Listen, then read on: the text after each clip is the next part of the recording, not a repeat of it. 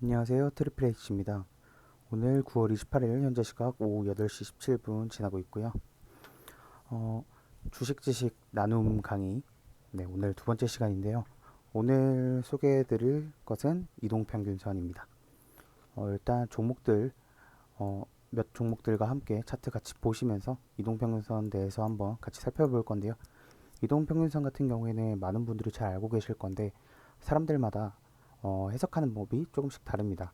네, 그 중에서 이제 제가 개인적으로 생각하는 그런 분석법에 대해서 한번 말씀드려 볼 테니까 한번 살펴보시고 네, 도움되시는 내용이 있으면 참고하시면 좋을 것 같습니다. 일단 먼저 이렇게 제가 쓰는 이동평균선을 이렇게 적어봤는데요. 저는 이제 주로 5일선 그리고 20일선, 60일, 120일, 224일 이렇게 5개 정도의 이동평균선을 사용하고 있습니다. 먼저 5일선 같은 경우에는 일주일이 5거래일이죠. 그렇기 때문에 일주일의 평균 가격을 의미하게 되고 저는 단기 이평선이라고 생각을 하고 해당 5일선 같은 경우에는 탄력을 이어나가는 그런 라인으로 보고 있습니다. 한번 상승 탄력을 받았을 때 그 탄력을 어디까지 이어나갈 수 있는지 그 탄력이 끊기는지 그것을 판단할 수 있는 게 5일선이라고 저는 개인적으로 이렇게 정의를 하고 있습니다. 다음은 21선이고요. 21선 같은 경우에는 이제 중기 이평선 및 세력선이라고 사람들이 많이 얘기를 하는데 저는 개인적으로 이제 조정 후에 이제 방향성을 결정하는 조정을 끝내고 추가 상승이 나올 것인지 혹은 조정을 하다가 이제 추가 하락이 나올 것인지 추가 조정이 나올 것인지를 결정하는 그런 라인으로 생각을 하고 있습니다. 네. 21선 같은 경우에는 이제 한 달이 보통 20거래일 정도 되기 때문에 한 달 평균 가격 정도로 보시면 되고요. 그래서 한 달 정도의 이제 평균 가격가 이제 어느 정도 그렇게 짧지도 길지도 않은 시간이죠.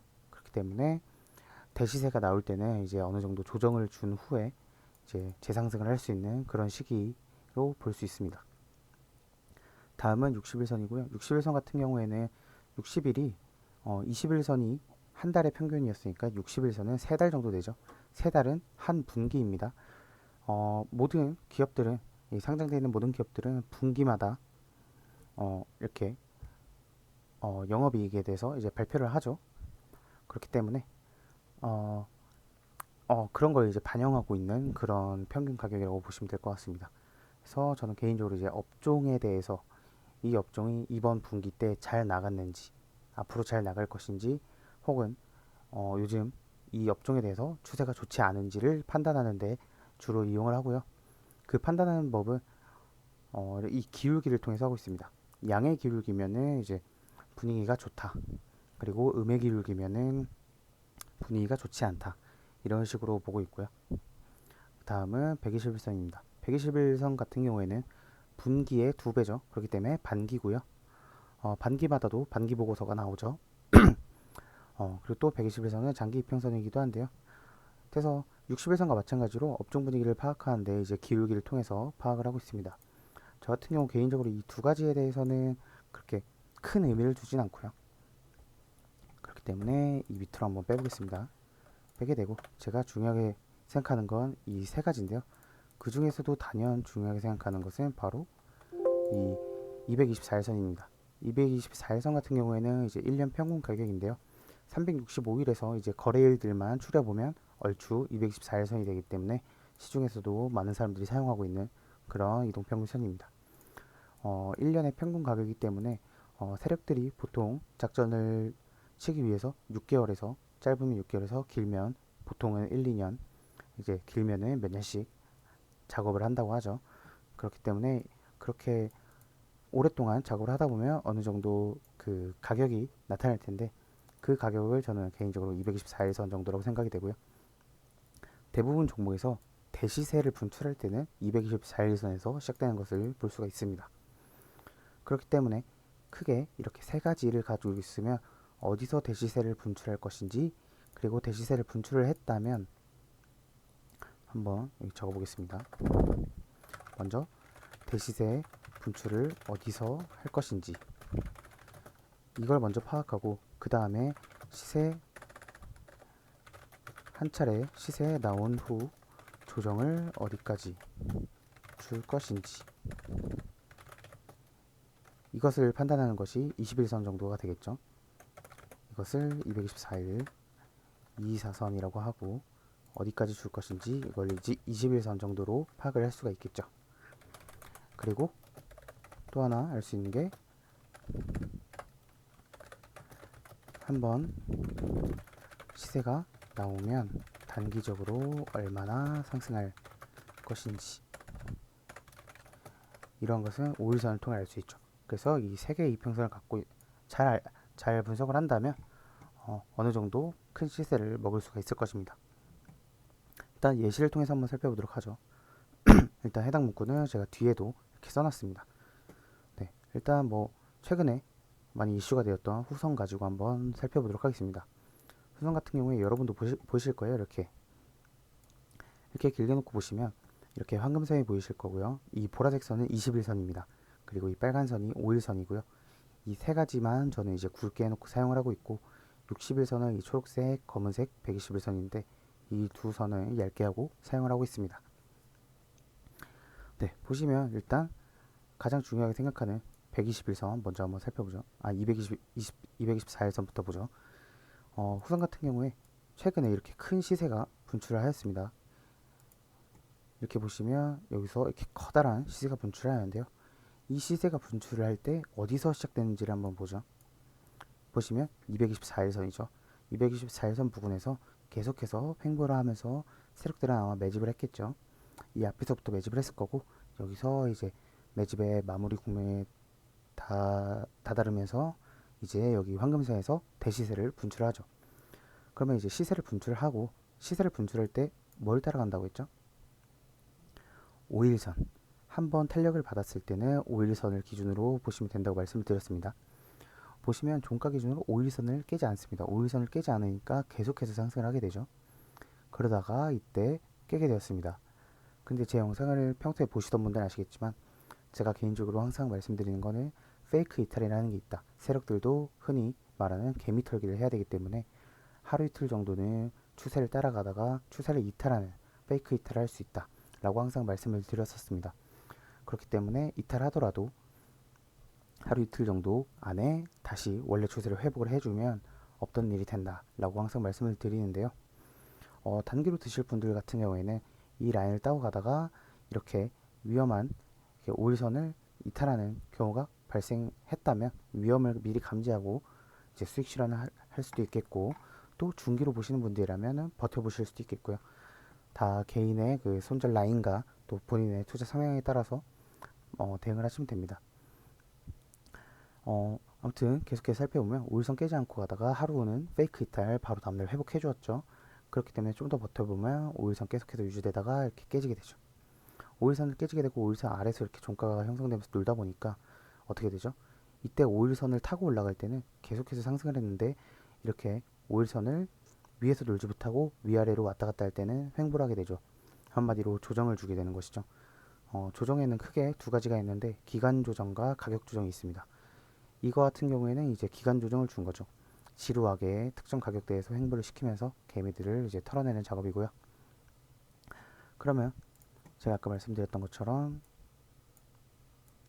일단 대시세 분출을 어디서 할 건지 찾았죠. 황금선에서 대시세 분출이 나왔고 그 다음에 한번 시세 나오면 얼마나 상승할 것인지 5일선을 통해서 따라가면서 단기적으로 수익을 챙길 수 있었습니다.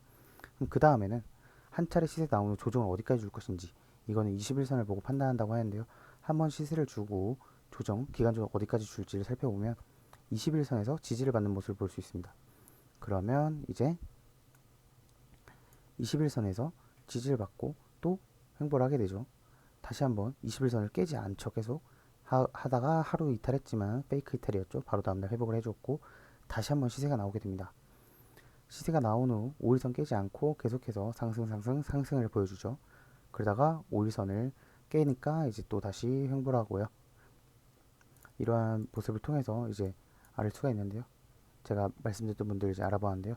황금선에서 출발 5일선 타고 올라가다가 조정받다 21선에서 지지받으면 추가적인 상승이 나올 수 있는 것이고, 여기서 다시 한번 시세 분출 시작 2차 시세가 나오죠. 5일선 따라서 계속해서 올라가다가 5일선 깨면서 다시 횡보하면서 조정, 그리고 21선까지 갈 수도 있지만 지금은 일단은 가지 않았습니다. 21선에 닫고 추가 상승을 할지 가기 전에 바로 올라갈지는 아무도 모르는 거죠. 세력 마음입니다.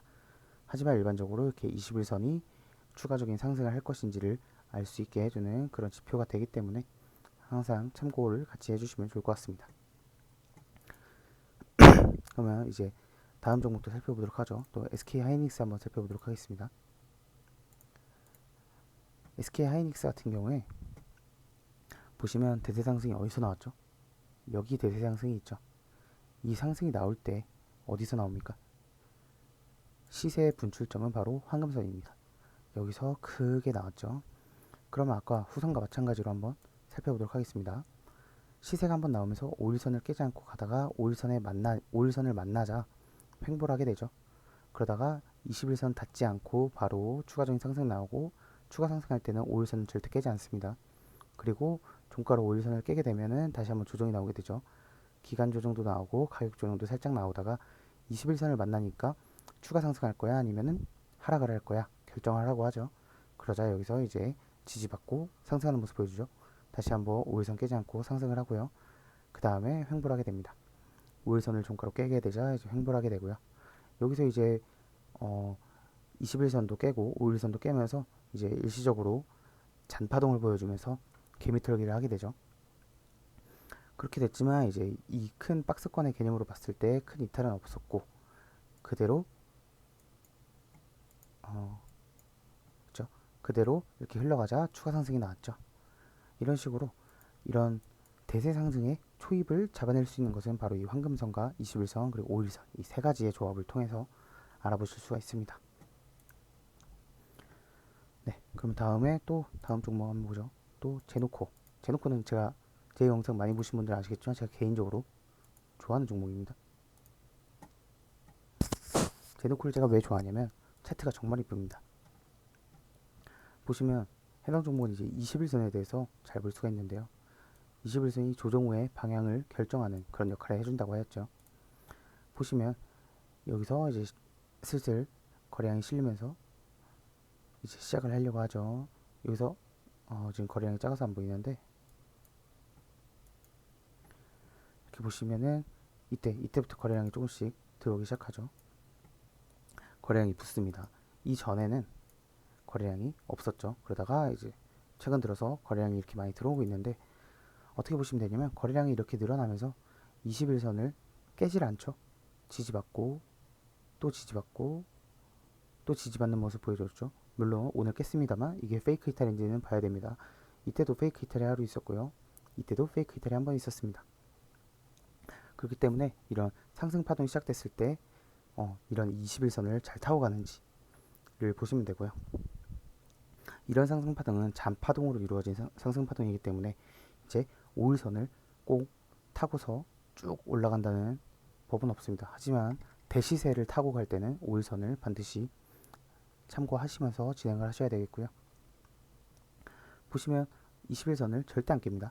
하루 페이크 바로 회복 그리고 지지 또 지지 지지 여기서 이제 하락이 나오게 되었는데 이 하락이 이제 오늘 지수 하락에 따라서 같이 나오게 됐는데 여기서 만약 다시 반등해 준다면 해당 종목은 정말 강한 종목이 되겠고요. 여기서 하락을 하더라도 시장이 같이 빠진 거라면은 오히려 준비 중이신 분들한테는 매수 기회가 될 수 있겠죠. 그런 식으로 보시면 되겠고 21선과 21선의 중요성 여기서 보실 수 있겠고 또 다른 종목도 한번 같이 살펴보시죠. NK물산입니다. NK물산 같은 경우 최근에 대시세 나왔죠. 시세 나올 때 어떻게 나오나요? 황금선 부분에서 지지받다가 바로 쏴버리죠.